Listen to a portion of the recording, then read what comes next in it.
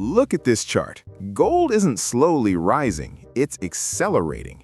For 40 years, gold averaged around 6 to 8% per year. Slow, boring, stable. But over the last 5 years, nearly 20% annually. That's not normal for a defensive asset. And when a safe haven starts acting like a growth stock, you should ask why. Most people say inflation. Yes, inflation went up. Rent, groceries, everything got expensive. But here's the problem. If gold was purely reacting to inflation, it would have exploded in 2021 when inflation first surged. It didn't. The real breakout happened later. So inflation alone isn't the answer, which means something bigger is happening. And when you don't understand a market move, you follow the biggest players. Retail investors didn't cause this. Central banks did. For the last 3 years, central banks have bought over 1,000 tons of gold annually. That's more than double their historical average. In fact, 2024 was the highest gold buying year ever recorded. That's not hype, that's strategy. Now here's where it gets interesting. 20 years ago, over 70% of global foreign reserves were held in US dollars.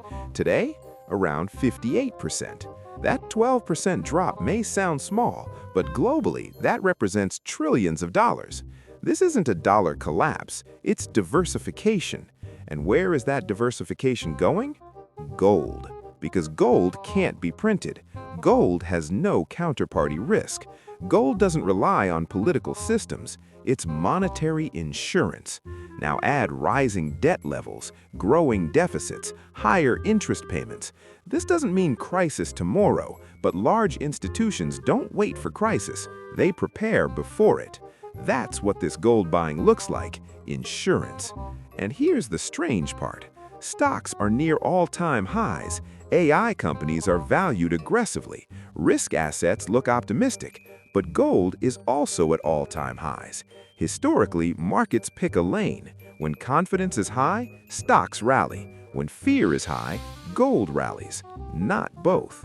Right now, stocks are pricing in growth. Gold is pricing in uncertainty. That divergence is rare.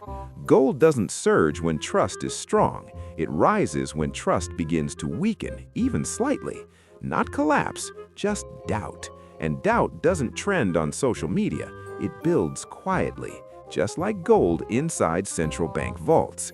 This doesn't mean the dollar is collapsing. It remains dominant globally, but dominance and unquestioned trust are different things. What we may be seeing is not replacement, but rebalancing, a slow shift toward monetary insurance.